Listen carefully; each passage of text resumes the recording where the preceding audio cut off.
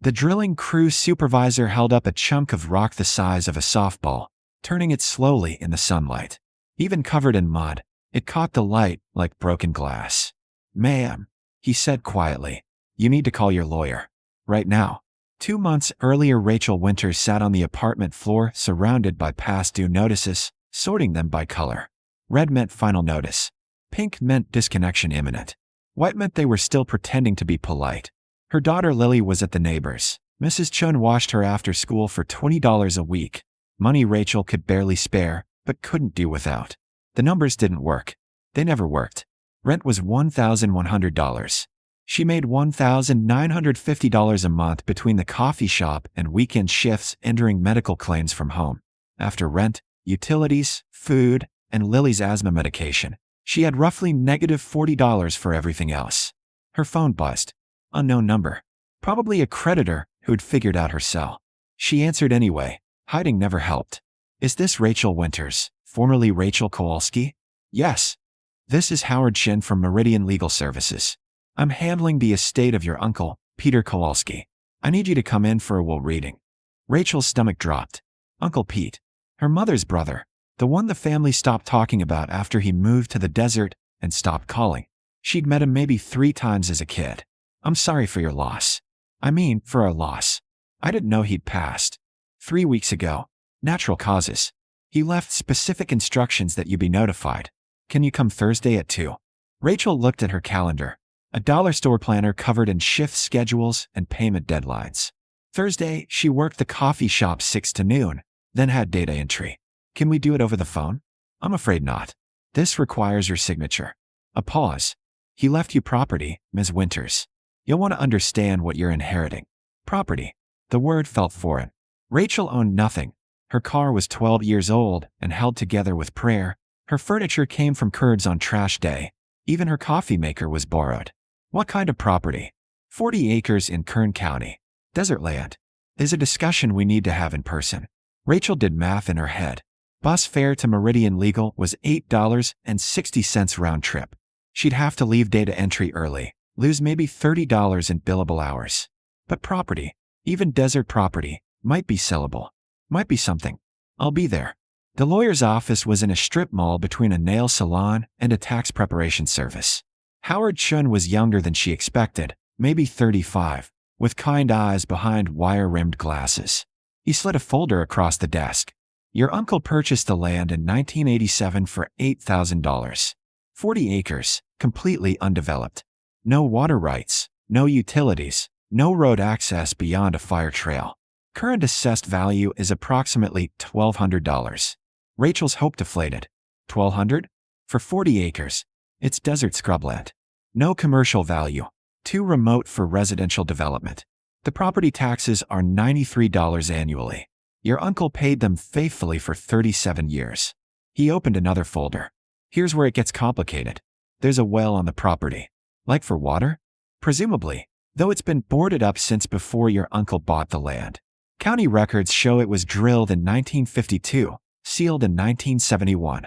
Your uncle's will includes a specific provision, $5,000 allocated for well restoration, and instructions that you're not to sell the property until the well is inspected.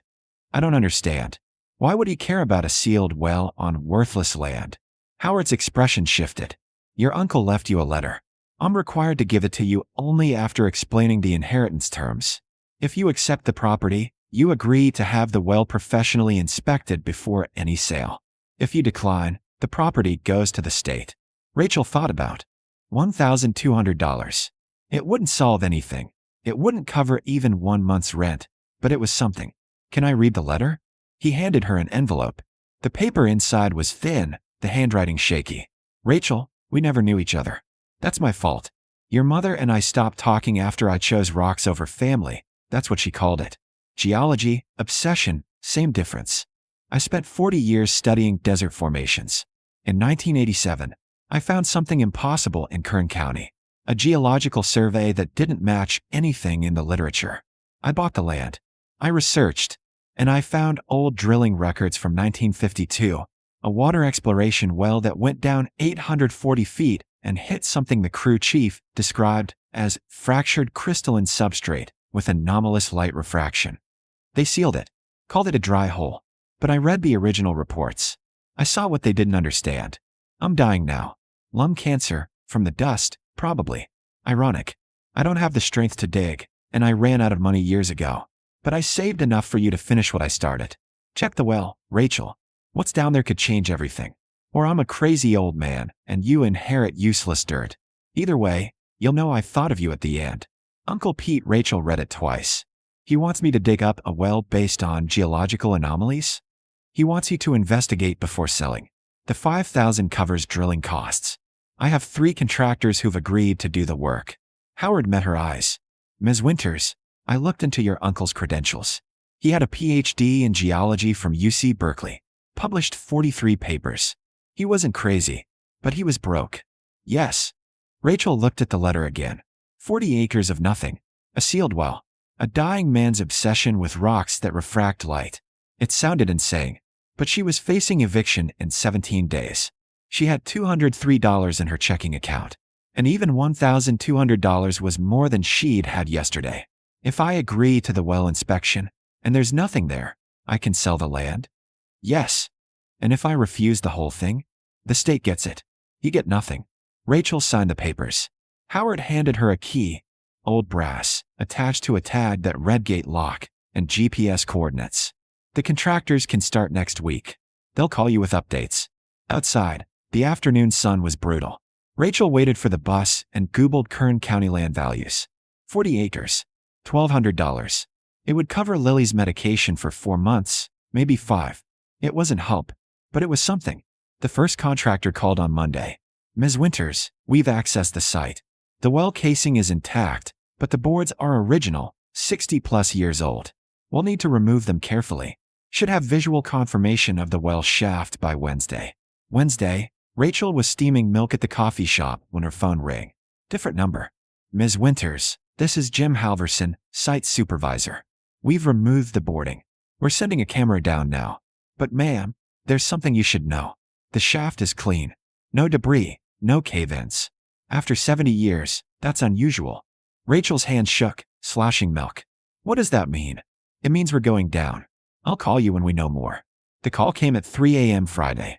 Rachel woke to her phone buzzing on the floor beside the couch. Ms. Winters. Jim's voice was tight. We need you to come to the site. Now. And bring your lawyer. What's wrong? Nothing's wrong. But you need to see this yourself. Rachel's heart hammered. I'm 4 hours away. I don't have a car that'll make it, and I can't afford. We'll cover your costs. Please. Just come. She took the first Greyhound out, leaving Lily with Mrs. Chun and a promise to explain later. The desert unfolded outside the window, endless scrub and pale dirt, mountains like broken teeth against the sky. Jim met her at the gate, his face streaked with dust and something like awe. Your lawyer's already here. Howard stood beside a drilling rig, staring into the well shaft. Beside him, a folding table held chunks of rock, dark stone that caught the morning light and threw it back in fragments of blue, green, violet. Jim picked up the largest piece. We hit the crystalline layer at 847 feet. It's a vein, ma'am. Maybe 100 feet thick. We've pulled samples from 6 different depths. I don't understand, Rachel whispered. Howard turned to her, his expression dazed. Rachel, I called a gemologist last night. She drove down from Los Angeles. She's in the tent now, running tests. A woman emerged from a white canopy, pulling off safety goggles. She was small, 50-ish, with silver hair pulled back tight. She walked straight to Rachel. Ms. Winters, I'm Dr. Sarah Chun. I need you to understand something before we continue. What's in this well is impossible. Opals don't form in fractured granite at this depth. They don't occur in veins this thick. By every rule of geology I know, this deposit shouldn't exist. She held up a piece of stone the size of a walnut. Even rough and unpolished, it glowed, deep blues and greens shifting in the light like oil on water. But it does exist, and you own it. All of it. Rachel held the stone, its weight solid and real in her palm. The colors moved like something alive. How much is it worth? Dr. Chun exchanged glances with Howard. That's the question, isn't it? Conservative estimate, based on sample quality and the vein size we've confirmed so far, You're looking at opals worth between $8 and $15 million. Possibly more. The number hit Rachel like cold water.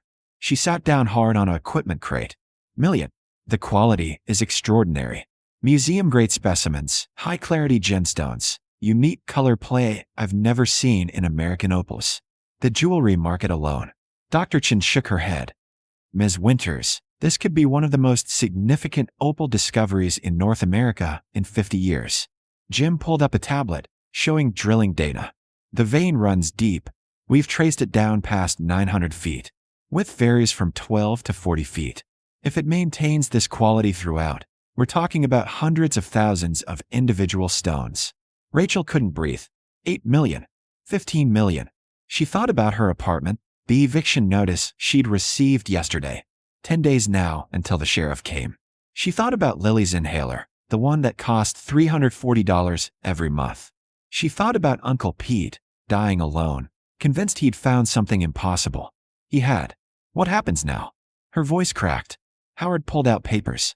We need to establish clear mineral rights, file claims with the county, and secure the site. You'll need security immediately. This much value, word will spread. We should also discuss extraction partnerships. You can't mine this yourself. I need money now. Rachel stood, steadying herself against the crate. Not in 6 months. Not after partnerships. I'm getting evicted in 10 days. Dr. Chen picked up a smaller stone, roughly polished. Even unfinished, it glowed like stained glass. These samples alone, the pieces we've already extracted, I can connect you with a private buyer who'd pay $50,000 by Monday. Cash. As a good faith option on future stones. Rachel's knees went weak. $50,000? For initial samples, yes. It's a fraction of their value, but it gives you immediate liquidity while we organize proper extraction. Dr. Chen's voice softened. Ms. Winters, you're about to be very wealthy. But wealth takes time to realize.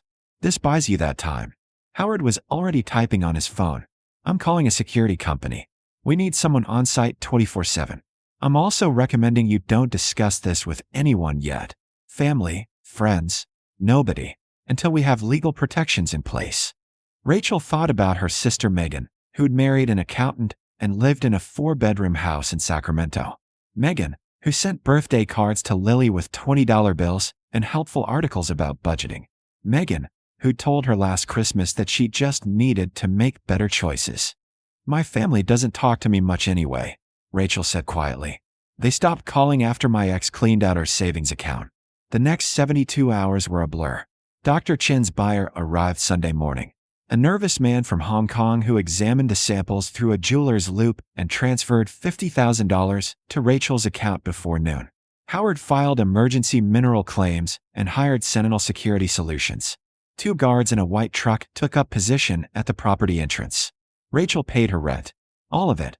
Not just the past due amount, but 3 months forward. She paid the electric bill, the water bill, the medical bills. She bought Lily new shoes, the kind that fit properly instead of the Target clearance ones half a size too big. She bought groceries without calculating every item. And she cried in the canned goods aisle, overwhelmed by the simple luxury of buying pasta without checking her bank balance first. Howard called Wednesday with news. We have 3 mining companies interested in extraction partnerships. The standard deal is 60/40ths. They handle all costs, equipment, expertise. You retain 60% of gross sales. But given the quality here, I think we can negotiate 70/30ths. How long until I see actual money? First extraction and processing, probably 90 days. But Rachel, we're talking about initial revenues in the 7 figures. Possibly 8. Rachel sat at her kitchen table, the wobbly one she'd found on Craigslist for $40, and tried to process the words. 7 figures. She made $1,950 a month. She'd never had more than $800 in savings in her entire adult life. I need someone to check the math, she said. I need to know this is real. It's real. I've been a lawyer for 12 years, handled maybe 300 estates. This is the most extraordinary thing I've ever seen. That night, Rachel pulled out Uncle Pete's letter and read it again. What's down there could change everything. He'd died believing, but never knowing. She wished she could tell him he'd been right. That his crazy obsession with rocks and light refraction had just saved his niece from eviction, from exhaustion, from the grinding poverty that had defined her entire adult life. She cried then, sitting alone in her apartment while Lily slept, grieving for a man she'd barely known but who'd left her everything. The mining partnership contracts arrived Friday. Rachel sat in Howard's office while he walked her through each clause. Royalty percentages, quality standards, payment schedules, environmental protections. Her head spun. This section here, Howard pointed, guarantees you a minimum of $100,000 per month regardless of extraction volume. That's her safety net. Worst case scenario, you're making $1.2 million a year. Worst case. Rachel almost laughed. Her worst case a month ago had been homelessness. She signed the papers. Howard notarized, filed, made copies. Congratulations, Ms. Winters. You're officially in the opal business. Outside, Rachel called Lily's school. This is Rachel Winters, Lily's mom. I need to talk to someone about your asthma action plan. Also your advanced learning program. Also everything. I need to know what she needs. The secretary sounded confused. Is everything all right, Ms. Winters? Yes, Rachel said, tears streaming down her face. Everything is perfect. The first payment from the mining partnership hit her account on a Tuesday, $180,000. Rachel stared at her phone, refreshing her banking app to make sure it was real. The numbers didn't change. She called Howard. It says $180,000. First month's royalty plus signing bonus. I told you this was real. Rachel sat down on the curb outside the coffee shop. Her last day, though she hadn't told her manager yet. A customer walked past, carrying a latte Rachel had made 1,000 times. For dollars. She'd made $4 maybe 30 times a shift, 7 shifts a week, for 3 years. Never enough. Never close to enough. Now she had $180,000 in her checking account and a contract guaranteeing more every month. She went inside and found her manager, Tom, in the back. I need to give notice. He looked up from inventory. Notice? You quitting. 2 weeks. I'm sorry it's not more, but, Rachel, you're my best employee. Is someone offering you more? Because I can talk to corporate. Tom. She smiled, really smiled, for the first time in months. I inherited something. I don't need to work here anymore. But thank you. For everything. For being flexible when Lily was sick. For not firing me when I cried in the freezer. For all of it. He studied her face. You're serious. I'm serious. Damn. Good for you, Rachel. You deserve a break. She worked her 2 weeks, poured her last latte, and walked out into afternoon sunshine. Lily was waiting with Mrs. Chun, homework spread across the kitchen table. Mom, you're early. I am. Because I finished my last shift. I don't work at the coffee shop anymore. Lily's face fell. Did you get fired? No, baby. I quit. Because we don't need that job anymore. Rachel knelt down, taking Lily's hands. Remember Uncle Pete, the one I told you about? He left us something. Land, with stones in the ground. Special stones worth a lot of money. We're going to be okay now. Better than okay. How much money? Enough that you can do gymnastics if you want. Enough for a bigger apartment. Enough that mommy doesn't have to work 3 jobs. Lily threw her arms around Rachel's neck. Can we get a cat? Rachel laughed, crying again. She'd cried more in 2 weeks than in 2 years. Yes, we can get a cat. That weekend, the apartment hunted. Rachel had a budget now, a real one, not the desperate calculations of poverty. They found a 3-bedroom in a complex with a pool, near Lily's school, with a washer and dryer in the unit.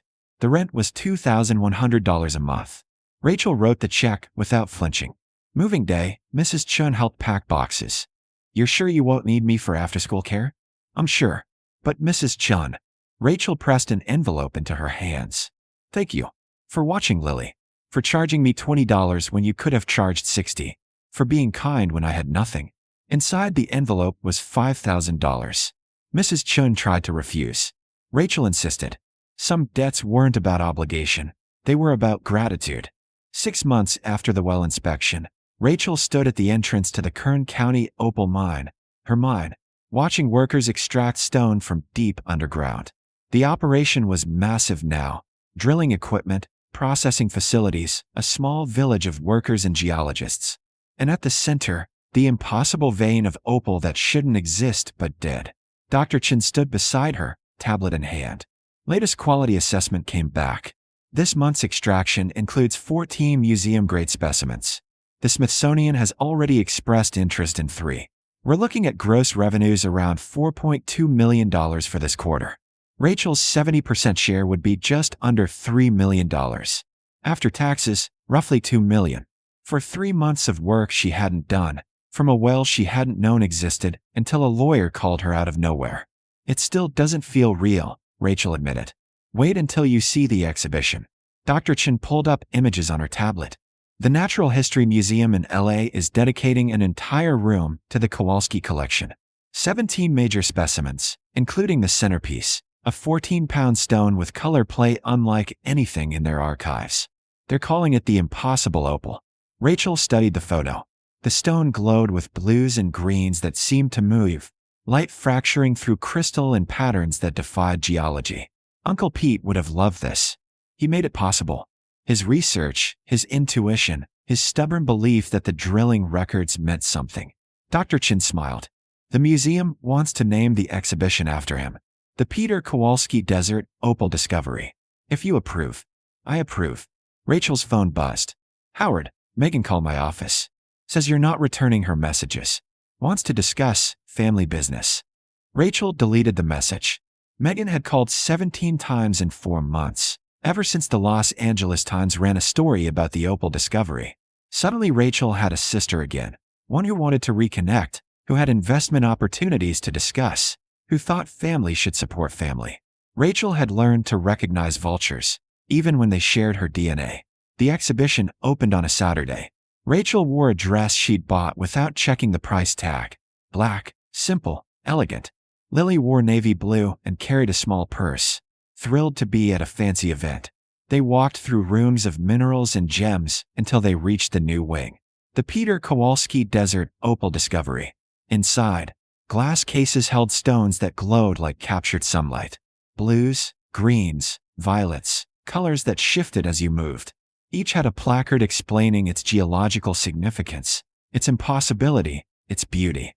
In the center, under special lighting, sat the impossible opal, 14 pounds of stone that looked like the ocean frozen in glass. Lily pressed her face to the case. We own this. We own the mine that produced it. The museum owns the stone now, so everyone can see it. It's the prettiest thing ever. A voice behind them. Rachel Winters? Rachel turned. A woman in her 60s, elegant and gray, extended her hand. I'm Margaret Holloway, museum director. Thank you for lending these specimens. They're extraordinary. Thank you for displaying them. Your uncle's research is displayed too. We have his original drilling reports, his geological surveys. The man was brilliant. Margaret paused. Have you considered establishing a foundation? The scientific community would benefit enormously from research funding in desert mineralogy. Rachel hadn't considered it. She'd been too busy adjusting to having money, to not being terrified every time her phone rang. But the idea settled into her mind like something that had been waiting. Tell me more. They talked for an hour while Lily explored the mineral exhibits. By the time Rachel left, she had Margaret's card and a head full of ideas.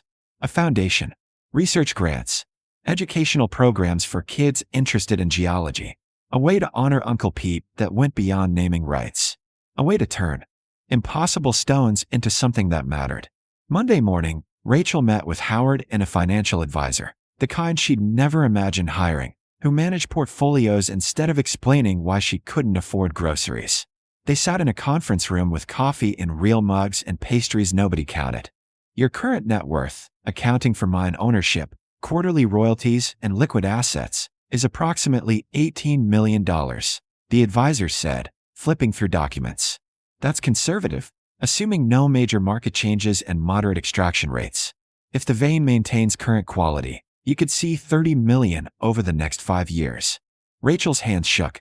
She set down her coffee before she spilled it. $30 million. The foundation you're proposing would need roughly $2 million in initial funding to operate effectively. That's sustainable with your current cash flow. We'd structure it as a charitable trust, tax benefits for you, perpetual funding for research. Howard slid papers across the table. I took the liberty of drafting preliminary documents. The Peter Kowalski Foundation for Desert Geological Research. You'd serve as director with a board of scientists and educators. Grant funding, scholarships, field research support. Rachel read through the mission statement. support emerging geologists, fund desert research, provide educational opportunities for students from low-income backgrounds, kids like she'd been, who never imagined science as accessible. When can we start? As soon as you sign. Rachel sighed. That afternoon, she drove to Kern County, to the mine that had changed everything. The site was quiet. Sunday, no extraction crew, just security and the desert wind. She walked to the well opening, now reinforced and expanded, and looked down into darkness where lights glowed like distant stars.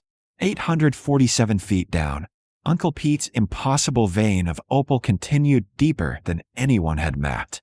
Millions of years of pressure and heat and geological accident had created something that shouldn't exist. And a dying man with a PhD and a hunch had found it. Rachel pulled out her phone and composed an email to the Foundation's new board. First grant priority: complete geological survey of Kern County desert formations. Let's find out what else is impossible out there. She sent it and pocketed her phone. The wind picked up, carrying dust across 40 acres that were hers, that held fortune Uncle Pete had never lived to see. Rachel thought about the woman she'd been 6 months ago, exhausted, broke, sorting bills by color on her apartment floor. That woman felt like a stranger now. But she wasn't. She was still Rachel, still Lily's mom, still someone who knew what it meant to be invisible and dismissed. The money didn't change that. It just gave her options. She drove home to their new apartment, where Lily was doing homework at a real desk in her own room, where the refrigerator was full, where the walls didn't echo with anxiety about next month's rent. Mom, can you help with my math? Rachel sat down, looked at the worksheet. Fractions, division, problems that had answers if you knew the formula. Sure, baby. Let's figure it out. That night, after Lily was asleep, Rachel opened her laptop and searched for her uncle's name. She found his published papers, dozens of them, academic journals she'd never heard of, titles about crystalline formations and desert mineralogy. She found a photo from 1994, a young man in field gear standing beside rock formations, squinting into the sun. He'd spent 40 years studying the desert, 40 years being called obsessive, crazy, weird Uncle Pete, who chose rocks over family. 40 years being wrong about almost everything until he was spectacularly, impossibly right. Rachel downloaded every paper she could find. She'd read them, understand his work, make sure the Foundation honored not just his discovery, but his dedication. She owed him that. The email from Megan came at midnight. Rachel, I'm your sister. We should talk about this money. Family takes care of family. Call me. Rachel typed a response. You're right. Family takes care of family. That's why I'm establishing a foundation to help people like Uncle Pete, scientists who don't have money or support, but do have brilliant ideas. That's my family now. Take care, Megan. She hit send and blocked the number. Some bridges stayed burned. Some doors stayed closed. Rachel had learned that survival sometimes meant saying no to people who only saw value when you had something they wanted. 3 months later, the Foundation awarded its first grant, $50,000 to a graduate student researching rare earth mineral formations in the Mojave. The student was a single mother, working part-time while pursuing her PhD. Her application had included a note: I don't have family support or institutional funding. This research matters, but I can't do it alone. Rachel approved the grant personally. The exhibition at the Natural History Museum became permanent. The impossible opal drew thousands of visitors, families, school groups, gem enthusiasts, scientists. And in a corner display, Uncle Pete's original drilling reports and research notes sat under glass, labeled, The Persistence of Belief, How Peter Kowalski Found the Impossible. Rachel visited once a month, bringing Lily to see the stones that had changed their lives. Each time, she stopped at Uncle Pete's display and read his notes, the careful handwriting, the meticulous documentation, the sheer stubborn belief that the impossible was just undiscovered. She understood now. Understood that value wasn't always obvious. That being dismissed didn't mean being wrong.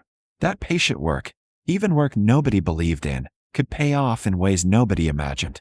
1 year after Howard's first phone call, Rachel stood in her office at the Foundation headquarters, a small building in Riverside, nothing fancy, but theirs. The walls held geological maps and photos from funded research projects. Her desk held grant applications from students across the country. She opened the bottom drawer and pulled out Uncle Pete's letter, now framed. Check the well, Rachel. What's down there could change everything. It had changed everything. Rachel picked up her phone and called Howard. I want to buy more land in Kern County. Surrounding properties, if they're available. Let's fund systematic geological surveys. If there's one impossible deposit, there might be others. I'll look into it. And Howard, thank you for that first phone call, for believing this mattered. You earned it, Rachel. Every bit. She hung up and looked out the window at California sunshine, at a world that looked the same but felt entirely different. She'd been the woman nobody saw, the broke mom in the coffee shop, the sister who made bad choices, the one everyone dismissed. And she'd inherited a boarded well on worthless land that held a fortune in impossible stones. Now she was the woman who funded scientists nobody believed in, who turned her uncle's obsession into opportunity for others, who proved that being overlooked wasn't the same as being worthless. Rachel smiled and got back to work. She had grant applications to review, researchers to support, impossibilities to fund. The well had saved her. Now she'd spend the rest of her life helping others dig deeper.